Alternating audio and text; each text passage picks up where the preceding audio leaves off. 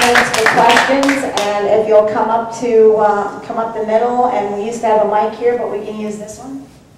Do we have another one? No. Just one? Oh, yeah, we do have one. I'm not sure if it works though. It's on. If you give us your name and a location of where you're from, if you feel comfortable giving it. If not, just make something up. My name is Helen. I'm from Las Vegas. My question is on your video. I mean, I thought that was great.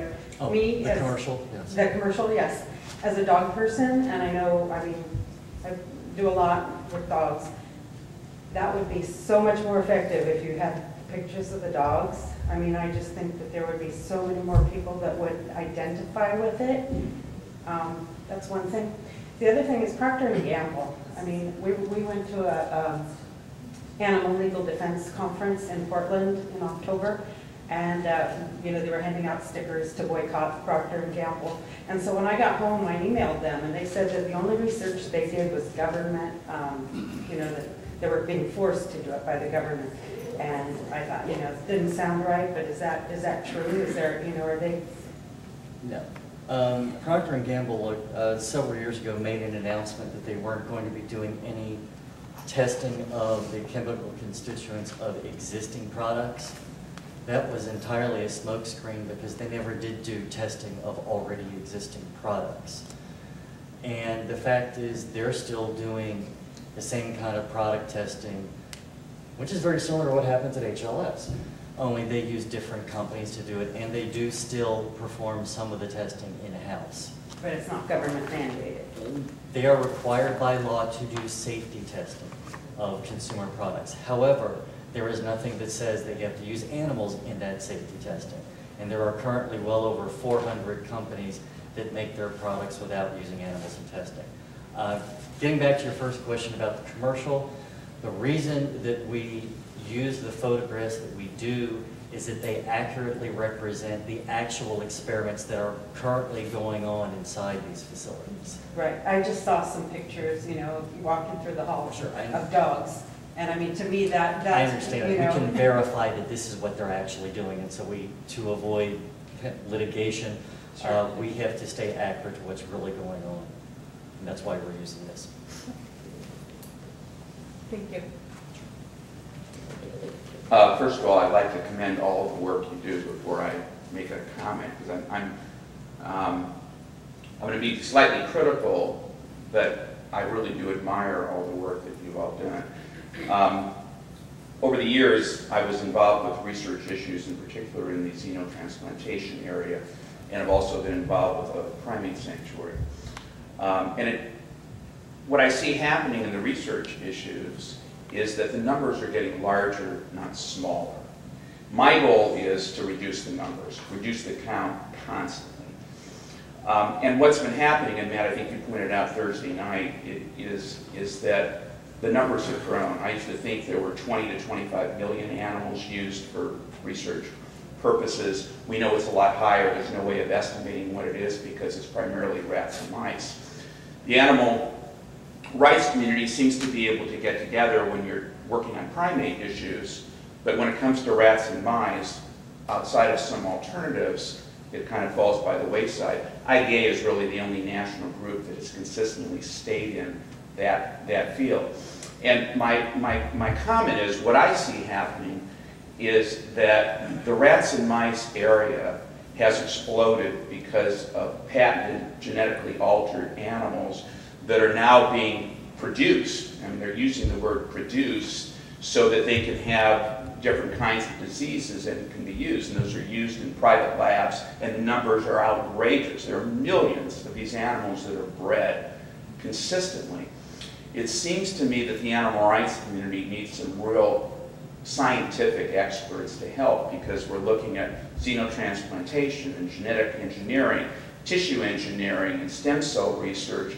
And it seems to me, while we're working on primate issues or stopping certain labs, we're missing the big numbers. It's like, you know, working on food items and you only do cows and you forget chickens. So my question is, what can we do in the future? I've struggled a lot with strategy in terms of what you do. So how do we stop these patented rats and mice that are being created and tortured and killed?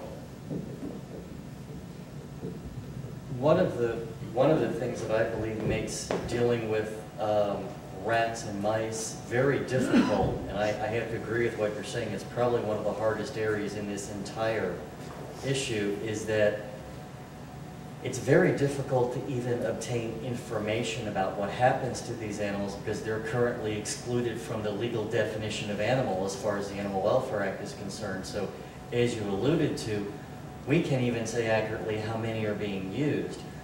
A fair number of the amount of the work that we do involves rodent species, because as you probably noticed, we mentioned some things we've been successful with regarding hamsters and even rabbits and some of the other smaller species, but rats and mice, quite frankly, have been a quandary to us because a lot of what we do is very heavily information-based, and it's very difficult to get any data to work with. I guess just following up with that, along that same line, I guess one step would be is to work towards getting rats and mice and birds acknowledged under the AWA, and then it would open up a few doors that way. And I know that there have been some efforts in that, but probably not enough, obviously. Okay, so I've done things like called the CEO's office of Procter & Gamble and said I was a stockholder. I said I'm a stockholder and my daughter tells me that you're still testing on animals, and I told her that was ridiculous. And could you verify that for me? And the woman got all nervous. And I said, well, you're still testing on animals? You're kidding me. This is, I can't believe this. And she got really, really upset. And she said, we're working on it, blah, blah, blah. We just signed, we're doing something with HSUS where they have a mandate at a certain year there will be no more animal testing. Do you know about that, Procter & Gamble, HSUS? Humane Society. It wouldn't surprise me if they were working towards some kind of an agreement that's mutually acceptable to the two of them. I doubt it would be acceptable to most of us in the animal rights movement. Let me just preface by saying that. But one thing I can add to that is that I did some research into the, and I think it was at the John Hopkins site for alternatives to animal testing. Do you know about that site? No. It's real. I'll give you the website for it. But when I did some research, I found that every time there was every time papers were released on alternatives, professional papers, like the New England Journal of Medicine and things like that, that always the Procter & Gamble scientists, it was Procter & Gamble and I think GlaxoSmithKline was the other big one, that fought every alternative to animal testing actively and aggressively. When was this? This was literally throughout the years. And I'm sure that if you look at it now, I'm sure it's the same thing. Because these are companies that so promote animal testing because they're big and because it's a way that they can get the results that they want. And the 1962, the reason I heard that there's still, the animal testing is required by government because of after a certain test, blah, blah, blah. You want to? Okay. Actually, you have to be very careful what you're talking about. Currently, animal testing is required for pharmaceuticals, Right. drug products. However, for consumer products, things like laundry detergent, floor cleaner, dish detergent, Yeah. safety testing is required, but it's not required that involve the use of animals. The other thing I would really like to tell you about Procter & Gamble is they talk out of both sides of their mouth, often at the same time. For example, one of the things they